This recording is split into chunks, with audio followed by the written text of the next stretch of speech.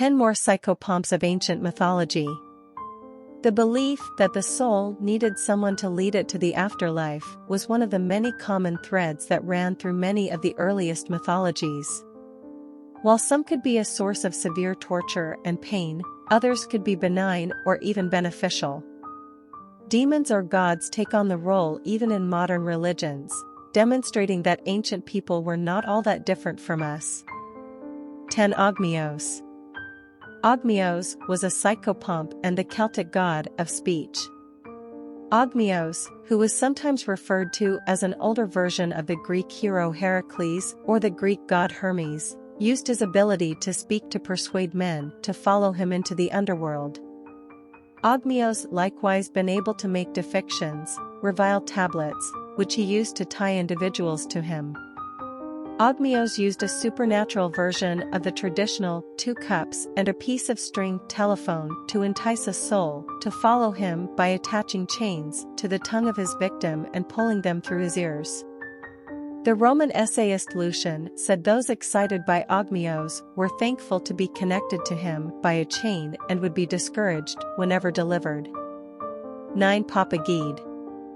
Father Gede is the lord of death in the voodoo religion. Accepted to be the body of the very first man who passed on, Dad Gede holds up at the junction of life and demise, directing the spirits of the as of late departed to Guinea, the soul world. The afterlife typically features Africa itself due to its origins among African slaves. Father Gede knows all that happens in each moment of presence, even among the dead. He is typically depicted as a man wearing a hat and smoking a cigar, and he is well known for having a strong sense of humor that can sometimes be rude. Papa Gede is said to show up at ceremonies for other voodoo deities only to get drunk and crash the party. Rum is his preferred alcoholic beverage in case you meet him. 8. Izanami no Mikoto. In the Shinto religion, Izanami no Mikoto is the goddess of creation and death. Izanami no Mikoto does not fit the definition of a psychopomp. As a Shinigami, she to the supporters of Shinto, this is a divine being or goddess who can cause the passings of humans, straightforwardly or in a roundabout way. Izanami no Mikoto actually means she who invites in English. In addition to her role as a pseudo-psychopomp, she is well known for creating the first land with her former husband, Izanagi no Mikoto. She passed on bringing forth her child Kagutsuchi, the exemplification of fire. Izanagi no Mikoto later killed his son because he was to blame for the death of his wife. 7. Oya. Oya was the goddess of fire, destruction, and the underworld in Yoruba mythology. Oya was generally called the goddess of the Niger stream and was areas of strength for A. She guarded the doors of death and waited for the spirits of the dead so that she could assist them in their journey to the next realm. However, Oya was not the embodiment of death in Yoruba mythology, rather, she was more closely associated with their belief in reincarnation. If you want her to like you, bring her eggplant or red wine because they are her favorite treats. 6. Onyuda. Onyuda was the preeminent lord of the Inuit public and his occupation was not the same as that of most psychopomps, as his initial step was to drag the spirits of the dead down to Adlavan, a kind of Inuit limbo. Then, Onyuda struck them for a specific amount of time based on how many sins they had committed while alive. After an adequate measure of discipline, typically about a year's worth, the spirits would be permitted to venture out to Quidlivan, or the place that is known for the moon, the Inuit variant of paradise. Because he chopped off his daughter and transformed her into a goddess, Onyuda was given the name man with something to cut. 5. Veles. Veles was the Slavic lord of earth, dairy cattle, and the hidden world. His name comes from the Lithuanian word vele, signifying shadow of death. Veles was depicted as a snake that was encircling its roots at the bottom of the world in Slavic mythology. Because Veles had taken Perun's cattle, The supreme god of Slavic mythology and the god of thunder and lightning, Veles was constantly at odds with Purin.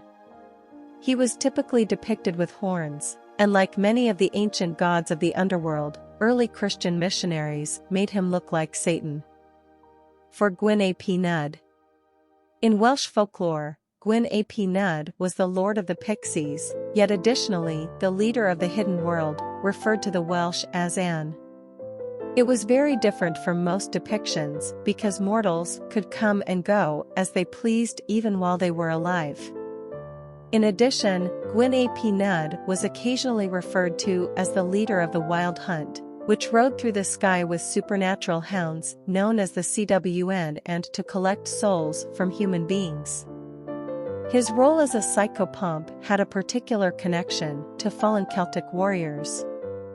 Gwyn ap Nudd was likewise said to have a darkened face, which presumably wouldn't go over too today.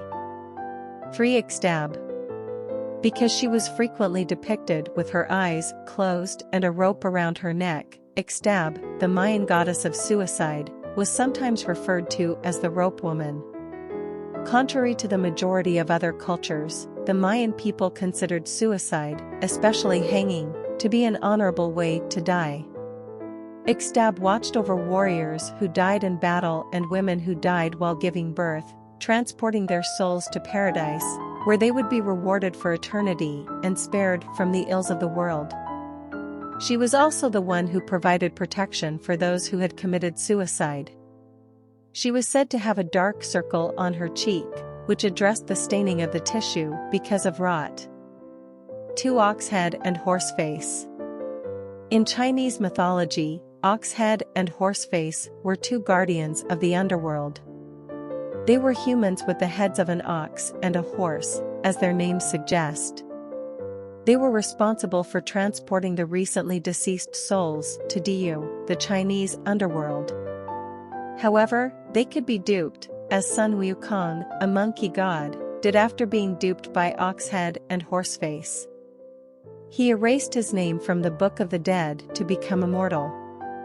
In contrast to the majority of psychopomps, it was also their duty to reincarnate the dead before they could be punished for their sins.